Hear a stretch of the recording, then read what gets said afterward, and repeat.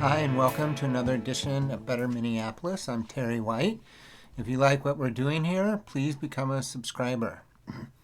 Today's issue is called The 2,300-Mile Walk for Peace Arrives in Washington, D.C. Methods of Resistance in Minneapolis and Across the Country.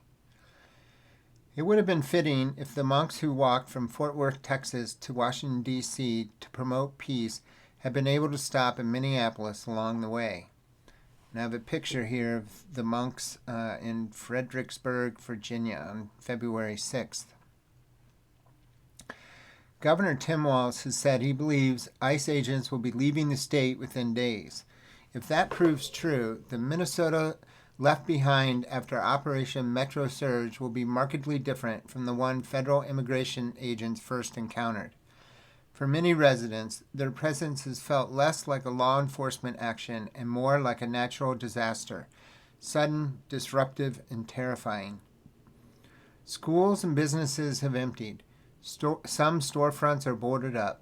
Families are staying inside, afraid to draw attention to themselves.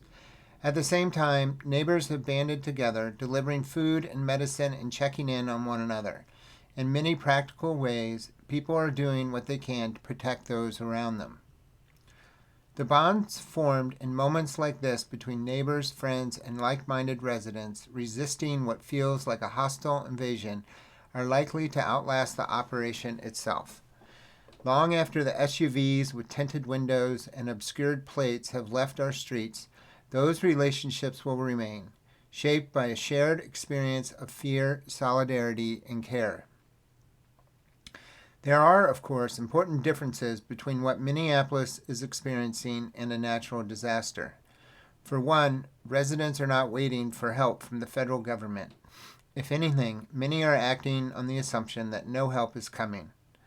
Congress is struggling to agree on basic guardrails for immigration enforcement, such as whether agents should be allowed to conceal their identities.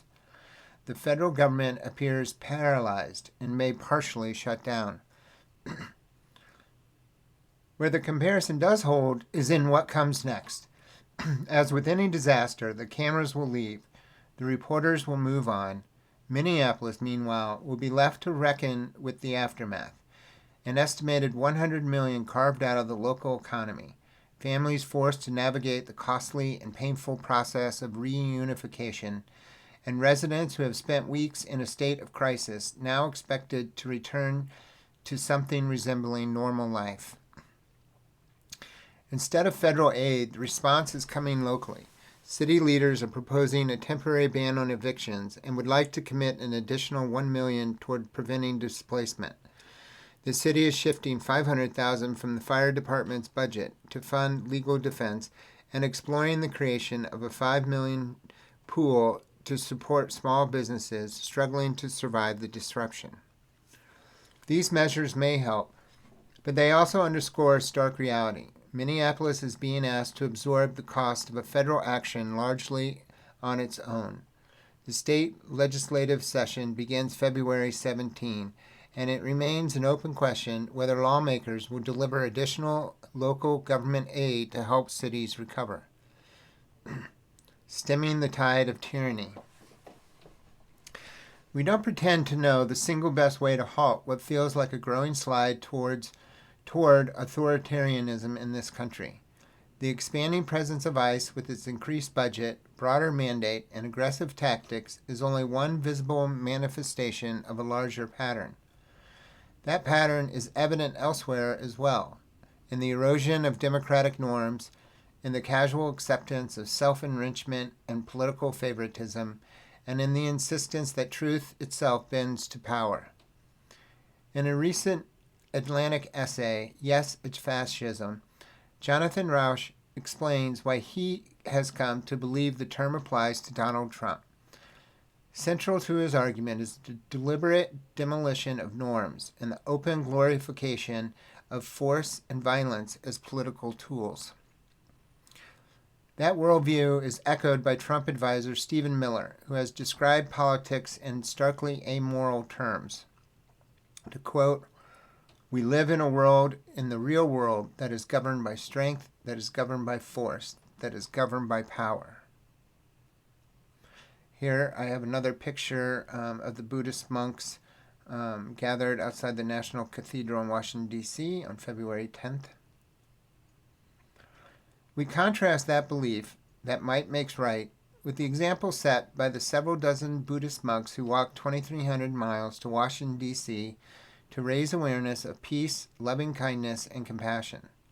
Along the way, they endured extreme weather and even a tragic accident that cost one monk his leg.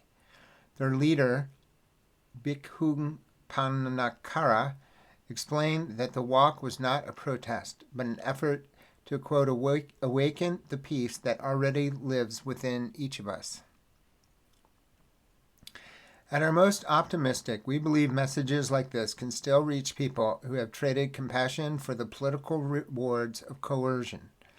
At other moments, that optimism falters.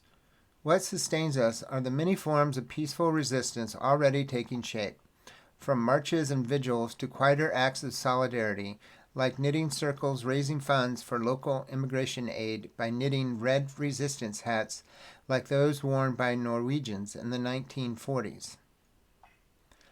Here I have a picture of someone holding a melt ice sign and a red hat. We don't know which actions will matter most. It may be marches, music, or mutual aid, or more likely a combination of all the various tactics being used. At a minimum, we can insist on adoption of the basic guardrails now being proposed by Democrats in the federal spending bill, including judicial warrants for home entries, visible identification for agents, a ban on masks, and meaningful local oversight. These are not radical demands. They are basic rights and reasonable limits on a federal agency that has expanded rapidly with little resistance until it arrived in Minneapolis. Thank you for listening.